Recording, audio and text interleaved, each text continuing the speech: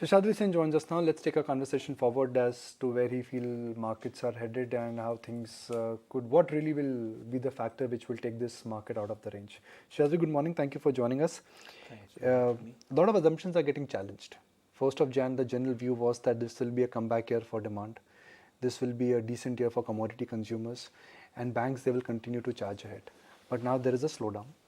Global macros are deteriorating and NIMs are coming under pressure. Have the assumptions is the reset button has been pressed? Certainly some of the assumptions are getting challenged. Let's start with bank NIMs. With the way deposit rates are going up, we saw that banks reported fairly strong NIMs, and they may report another quarter of strong NIMs given that the RBI may hike further. But the markets are looking ahead and seeing the deposit rate hikes and know that this is not sustainable. And from the latest, the first quarter of next financial year, you're going to see some of the froth go off the NIMs. And therefore, you've seen a lot of the bank stocks not perform. We think within the banking sector, you have to look at the quality names and deposit franchises which have been ignored for the last 2 odd years will come back into fashion this year. Strong deposit franchises will get rewarded this year, which has not exactly been the case last year, right? Last year we saw that also. PSU banks are ultimately strong deposit franchise. Yeah, they did very well. Within the private space, at least the strong deposit franchises were underperformers. With the exception of one name. One or two, or even three were relative underperformers last year. So I think deposit franchises will get rewarded. The PSUs have re-rated, but that's part of a different cycle, and from here on, risk reward is probably not as attractive as it was last year. As far as demand is concerned, certainly there is a base effect coming into demand. At least discretionary demand in the third quarter has raised some red flags. I'm not sure that's a long-term phenomenon, at least in India. I think the demand will start to come back. There was some front-ending in the festival season, I suspect, which had caused this. And I expect demand will remain fairly strong through this year. One source of worry on demand is that bottom of the pyramid demand remains weak and has been weak since COVID.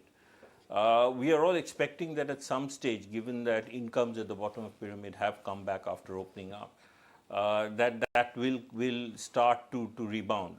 Inflation is a worry, and probably you're right that inflation may remain higher for longer than everybody anticipated. But that's one factor that we need to keep an eye out on, not just from a markets perspective, but from a macro perspective, because we can't keep growing as an economy if bottom of the pyramid demand remains this weak. Sure. So staples, PSBs, what else are your overweights and underweights? We like 3 sectors. Manufacturing is something that we continue to keep an eye out on, because that's part of a global trend, that's part of a long-term trend. The budget is a great supporter of manufacturing. So the entire manufacturing space is something that we continue to like. The second is information technology. We think that sector was brutally derated last year for the right reasons. It was overvalued going into 2022, and there are obviously concerns about growth given what's happening with US interest rates.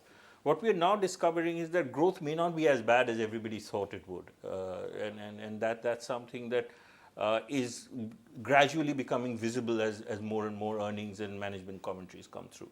Second, of course, is that margins should start to come back, because there was a lot of subcontracting, there was a lot of wage inflation that is easing up, and therefore margin outlook is improving. And the third is that the egregious overvaluation is now gone, right? It was derated, and the valuation. So at the beginning of the year, we were a little more constructive on information technology than we were at last year, and that has already started to play out. And I think this will be a good year for information technology. So are you selective, or is that a blanket call on IT? I mean, is it mid-cap IT versus the large caps, or it's the top tier large caps versus mid-caps?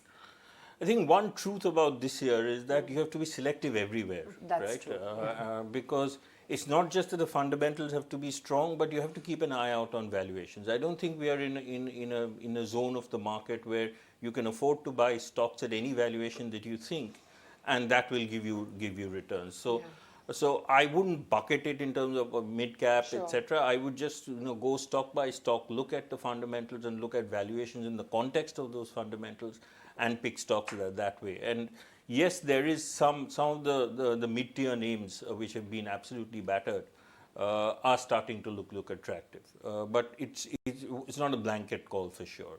Sure. And even within manufacturing, that's a broad spectrum. You're saying you're likely to see quality making a comeback. So where within manufacturing are you seeing the potential? Yeah, you're right. It's a broad brush stroke. So the areas that we are looking at are capital goods, auto ancillaries, even areas like chemicals, etc. Right, which have underperformed last year. All these sectors and some pockets of pharma as well, right? Which also come into this is the broad brush of where we are looking at in manufacturing. Again, the same thing that I said about IT. You have to go stock by stock because some of these, especially say if you look at capital goods, some of the stocks are really expensive. For B2B businesses, you can't be paying those valuations and hope to make money. So certainly, the sector is doing well. The fundamentals are in great shape. But you've got to go stock by stock and look at the at where the valuations are, where the fundamentals are, and one overarching theme for this year is that quality will make a comeback. You have to be sure about managements, about balance sheets, about cash flows. That was given the go by in 2022. Anything and everything was rallying. But I think in 2023 you've got to go back to those basics and look at those because otherwise you could get very badly hurt. So back to Asian Paints, Nestle, back to... I said you have to keep an eye out on valuations. So you can't buy stocks at really high valuations and hope to make money. So aren't capital goods expensive? We were looking at some data, I think last week, that most of the capital goods stocks, ABB, Siemens, I'm just giving that as an example, are trading at P multiples of 50 plus, 1.5, 2 year forward.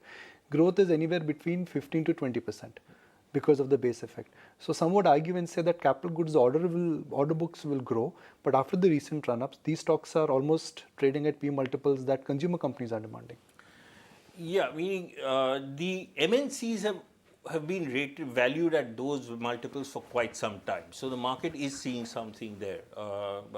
But a lot of capital goods is a very large sector with lots of small companies, and a lot of those are not valued at those very high multiples.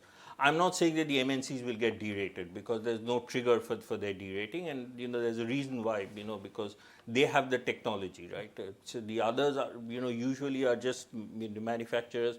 They have the technology and the market rewards them for that. But in general, apart from some special MNC companies, you would have to keep an eye out on valuations when you buy capital goods. So what, in the schemes which you manage, multi-cap, large cap, mid-cap, what has changed between 1st of Jan and now, given that the view on the market and economy has changed? Have your top 5 holdings changed? Yes, to some extent it has changed. Broadly, we've done 3 things. One, we've taken a harder look at our financials exposure and are trimming some of the names. 2 is that we are trying to increase our exposure to manufacturing, but given that we are a little mindful of valuations, that is proving to be challenging. And 3 is that we are steadily increasing our exposure to IT. That's a very contra call, right? I mean, it's completely against what the street consensus is. Which IT? Buy into IT and start trimming banks. Well, we haven't, truth to tell, we haven't trimmed. We're just re-looking at some of our exposure, shuffling some of our exposure. We have trimmed a little bit, but not a lot. IT, we are very constructive about.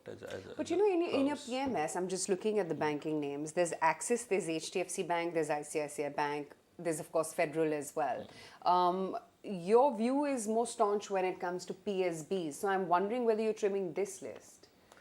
We very frankly hadn't invested much in PSBs. Okay. Very frankly, we hadn't invested much in PSBs. Very little. We as a house, we rarely invest in PSUs. And therefore, there's nothing to trim. Sure. There's nothing to trim there. Wanted to get in your take, of course, on the Adani Group of stocks. What's been the view? We haven't invested in the Adani Group because we stay away from leverage companies. So that's part of our process that we stay away from. From a market standpoint, the collateral damage what we saw in lenders, the domino effect what we saw in other sectors, that there's a problem with a large corporate group and it could have a ripple effect on other sectors and other parts of the economy. Do you think that fear has subsided, or that's a genuine fear which will haunt us? I think that fear has largely subsided. That fear has largely subsided, and kudos to the banks. They've come out. All the large banks have come out and disclosed their numbers, and everybody's discovered that the numbers aren't very large. It's not like the early 2010s where it's a number of groups which are stressed, which are potentially stressed. Maybe even with Adani, we don't know. So I think that fear has largely subsided. I'm just looking at the market right now. You've got autos which are doing rather well. You've got hotels which are doing rather well. Airlines are doing rather well. If I look at the economy, it amazes me. Expensive watches are being sold. Expensive cars are being sold. 5-star rates, 5-star room rates like never before. SUVs are being sold more. What is this telling you about the economy? It reconfirms our view. We are very, very constructive about the economy for the next 3-4 years, and we think that India is coming to the point where with every year your per capita income is going a step up, and we've seen history, right, from $1,000 to $1,500. That journey drives a lot of top-end consumption, right? The rich are getting richer. That's the bottom line, I think. Not just the rich; it's the middle class move, transitioning up. Metro consumption. If you ask some of these companies which have reported weak demand, and you ask them to drill down, they'll tell you that metro consumption is fairly strong. It's tier 2, tier 3, which is quite weak. So it reconfirms our long-term view on the economy that we are in for a multi-year journey where, as we progress from $1,000 plus and over time progress to $1,500 per capita income, consumption will open up. The bottom of the pyramid, as I said, does worry us, but we think it's a matter of time. It's the inflationary impact will subside. The worst during COVID, where there was a lot of loss of income at that level, that will start, has already eased up. And you'll have election spending as well. To some extent, that will also happen. If the government is able to execute this capex plan, there'll be a lot of construction work. Those are typically high employment sectors. We are seeing some signs of the textile sector. The reports that orders from Tirupur are starting to go up. That will also impact. Textile is another huge employer all over the. As trade opens up, next year, that will also impact SME employment. So we are quite, we don't know when, but over the next 2 years, we think bottom of the pyramid consumption will also come back. It's just short-term factors which are. And defense also finds favor, right, as a sector? Yes, defense does, but again, stock by stock valuations have to be kept, and defense you have to hold for long periods. It's because it's very lumpy, and if you buy a defense stock and track it quarterly, and it's going to lead to a lot of heartburn. So you have to look at the long game. I'm going to play out a promo of a new show, and you're going to watch this show. It's called Class of 21. Companies which have gone public in last 18 months. PB Fintech, Zomato. My question is that some of these companies have realized that the rules of the arena are different, which is that you were in a private arena, you've come in a public arena. The rules are different, the guard is different, the referee is different, and the spectators are different. If that is the underlying understanding and realization for some of these companies, are you now looking at these high growth businesses where managements have changed their heart? Like they say in Hindi, subah ka bula, shaam ko aata hai, to bula nahi kehte. They've come back and realized that the arena has changed. Short answer is yes, we are looking at that. Did you buy them after? We bought a couple of them after correction. Did you participate in the anchor selling block deals which were there? Not really, no. But we have looked at a couple of them for 3 reasons. One is that we think these are businesses which are building long-term value, for sure. Meaning if you are if you believe in the Indian digital story, right, which we do, we think that the digital story in India is strong.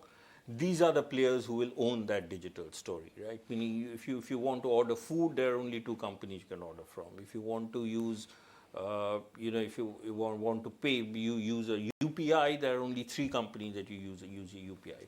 So there is value. Secondly, some of them, as you just said, once they've listed, they realize that the game is different, and they've learned their lessons, and they are focusing on profitability, right? the funding winter has also aided that, and some of them are starting to deliver on that profitability. And the third is that the more egregious overvaluation that was there at the time of listing has now gone. So yes, we are looking at them, but they probably will be a little bit of a long ride. It's not, because once so much price damage has been done and so much perception damage is done, it is usually a longish kind of road to emancipation. That's a bad word, but to redemption in the eyes of investors. Sure. But we are certainly selectively looking at them. Okay. Thanks so much for taking the time out and joining Thank me in you the for studio. hosting me. Thank you. Thank you. And good to get in your views.